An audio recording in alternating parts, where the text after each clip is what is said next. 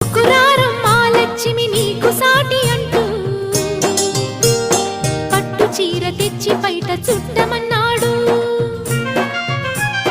సోమారం జామురాతిరి తెల్ల చీర తెచ్చి మల్లె పూల కాపడాలు పెట్టమన్నాడు. ఉత్సాహం ఆపేది కాదంట, ఉబలాటం కసిరేస్తే పోదంట.